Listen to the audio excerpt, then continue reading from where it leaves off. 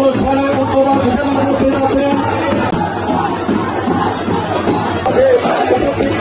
আমাদের রাজত্ব হাত দিয়ে আমরা সবাই ভবিষ্যতে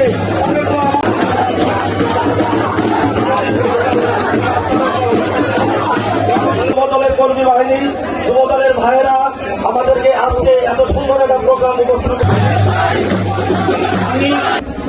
যিনি সারাক্ষণ এখন ধর্মপুরের উন্নয়ন নেয় সংসদে কথা বলেন, যিনি গত 24 জুলাই প্রায় 45 দিন তিনি রাতে ঘুমাতে পারেননি, কখনো গাড়িতে, কখনো রাজপথে, কখনো জঙ্গলে, কখনো পাকিস্তানে, যেই লোকটি ফ্যাসিস্ট সরকারকে পতন করার জন্য যেই লোকটি 45 দিন জীবন কাটিয়েছে, আজকে মসজিদপুরের মাটিতে সেই লোকটি উপস্থিত আছেন। আজকের অনুষ্ঠানের প্রধান অতিথি খন্দকার আবাস পাই উপস্থিতি বহুদিন, প্রায় 17 বছর যাবৎ কমিটি হয় নাই তো, কমিটি হওয়ার একটা প্রক্রিয়ায় চলে এসছে, একটা পরিবেশ তৈরি হয়েছে। আপনারা সবাই ধৈর্য ধরুন। আন্দোলনের সংগ্রামের রাজপথে আপনার ভাইয়ের সবাই বল হাসিম ভাইয়ের কর্মী সম্মেলনে কিভাবে কমিটিটা হবে ঢাকা জেলা সিনিয়র সহসভাপতি আবুল হাসেম ব্যাপারী ব্যাখ্যা দিয়েছে, এই ব্যাখ্যায় আমি যাব না। কিন্তু যারা এই 17টি বছরে যারা রাস্তায় ছিলেন, আন্দোলনে ছিলেন, তাদেরকে অবশ্যই মূল্যায়ন করা হবে।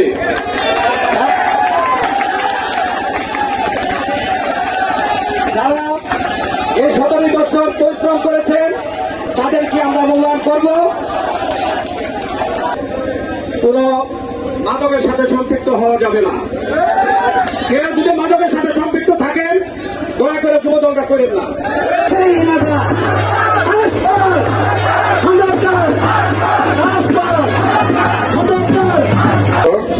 আমরা প্রথম আজ এখানে একটি কর্মী সভার আয়োজন করেছি। আপনারা জানেন নির্বাচনে যে ইউনিয়নে আমরা দাঁড়িয়ে আছি, এই ইউনিয়নের ফলাফল আমরা ভালো করতে পারি। হয়তো আমাদের কোনো ভুল ছিল, অথবা আমাদের নেতা কর্মীদের কোনো ভুল ছিল, অথবা আমাদের কর্মকাণ্ড সন্তোষজনক ছিল না। তবে আগামী দিনে আমরা এখানে বিগত দিনে যেভাবে রেজাল্ট করতাম তার চেয়ে আরো ভালো রেজাল্ট করতে চাই আপনাদের কর্মের মাধ্যমে। আমরা এমন একটি কমিটি করতে চাই যারা নাকি রাজনীতির নামে কোনো অশুভ কাজ করবে না, যারা নাকি রাজনীতিকে বিক্রি করে নিজের আখের গোছানোর চেষ্টা করবে না, যারা নাকি কোনো অরাজনৈতিক কর্মকাণ্ডের সাথে যুক্ত থাকবে না, এমনি নেতৃবৃন্দ আমরা বেছে নিব। আমরা যে খারাপ রেজাল্ট করেছি, ভবিষ্যতে ভালো রেজাল্ট করতে চাই আপনাদের এই এলাকার উন্নয়নের মাধ্যমে, এই এলাকার মানুষকে ভালোবেসে। আমাদের মধ্যে কোনো প্রতিশোধ নেওয়ার কোনো আকাঙ্ক্ষা বা জিজ্ঞাসা নেই। আমরা প্রতিশোধ নিতে চাই উন্নয়নের মধ্য দিয়ে, আমরা প্রতিশোধ নিতে চাই জনগণকে ভালোবেসে। কারণ আমি যেহেতু পাস করেছি, প্রত্যেকে আমাকে ভোট দিয়েছে, কে ভোট দিয়েছে কে দেয় নাই আলাদা করে বাঁচার কোনো সুযোগ নেই। তাই আমার কাছে সকলেই সমান, সকলকে নিয়েই আগামী দিনে শহীদ রাষ্ট্রপতি জিয়া রহমানের উত্তরসূরি, দেশ নেত্রী বেগম খালেদা জিয়ার উত্তরসূরি, বর্তমান সম্মানিত প্রধানমন্ত্রী জনাব তারেক রহমানের নেতৃত্বে নতুন সোনার বাংলাদেশ গড়তে চান। জনাব তারেক রহমান 4টি মাস সরকারের পূর্ণ হয়নি, এর মাঝে যে উন্নয়নের জোয়ার বসেছে, উনি যে উন্নয়নের ধারা অব্যাহত রাখার কথা বলেছে, উনি যে সমস্ত উন্নয়নের প্রতিশ্রুতি দিয়েছেন তার সমস্ত কিছুই কিন্তু পর্যায়ক্রমে অলরেডি শুরু হয়ে গেছে। তিনি বলেছেন প্রতিটি পরিবারে ফ্যামিলি কার্ড দিবেন। এই অর্থ বছরে তিনি 41 লক্ষ পরিবারকে ফ্যামিলি কার্ড দিবেন। 41,50,000 কৃষককে কৃষি কার্ড দিবেন। কৃষকদের যারা নাকি এখনো ধর্ম বিক্রি করে মানুষকে বিপদগামী করতে চায় তাদের উদ্দেশ্যে বলবো, আমরা সকলে ইসলাম ধর্মের লোক। আমরা অনেকে এখনো হিন্দু ধর্মের বিভিন্ন ধর্মের লোক আছি।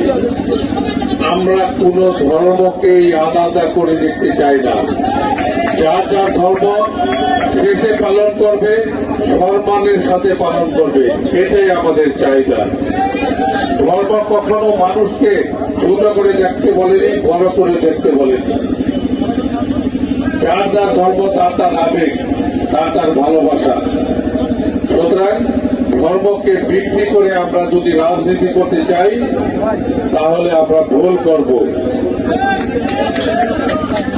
এই 24-এর আন্দোলনের সাক্ষী আপনারা অনেকেই। বৈষম্য বিরোধী ছাত্র বলতে জওহরনগরে কোন সংগঠনকে নাও, সারা বাংলাদেশের কোন উপজেলা কোন সংগঠন ছিল না। আমরা এই আপনাদের দিয়ে, এই যুবক ভাইদের দিয়ে, ছাত্র ভাইদের দিয়ে বৈষম্যর নামে জওহরনগরে আমরা আন্দোলন করিয়েছি। 5ই আগস্টের পর নতুন এই জুলাই যোদ্ধা আবিষ্কার হয়েছে। যারা নাকি জুলাই যোদ্ধাদের নামে নিজেদেরকে পরিচিত করতে চায়, যারা নাকি জুলাইয়ের আবেগকে বিক্রি করতে চায়, 5ই আগস্টের আগে তারা অনেকেই জামাতের সাথে মিশেছিল, অনেকে আওয়ামী লীগের সাথে মিশেছিল। তাদের অনেকে এখনো চালের ব্যবসার সাথে, বালির ব্যবসার সাথে জড়িত এই জওহরনগরে। সুতরাং জুলাই দিনে আর বাহাদুরি করার কিছু নেই। জুলাই আমাদের সকলের আবেগ। এই জুলাইয়ের যারা নিহত হয়েছেন তাদের আত্মার মাগফিরাত কামনা করছি, যারা আহত হয়েছেন তাদের আরোগ্য কামনা করছি এবং তাদের পরিবারের পাশে আমরা সকলে থাকবো, আজীবনের জন্য থাকবো। সুতরাং দেশকে ভালোবাসতে হলে,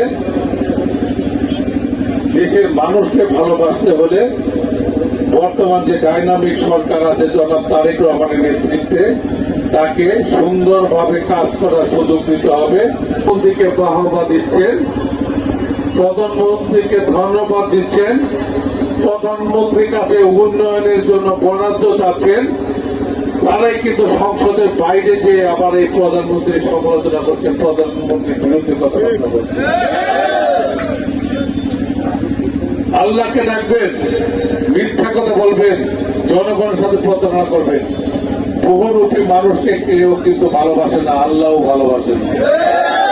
সুতরাং সকলে সঠিক পথে আসেন, জনাব তারেক রহমানের সরকারকে পাশে থাকেন, সরকারকে সহায়তা করেন, দেশ অনেক দূর এগিয়ে যাবে।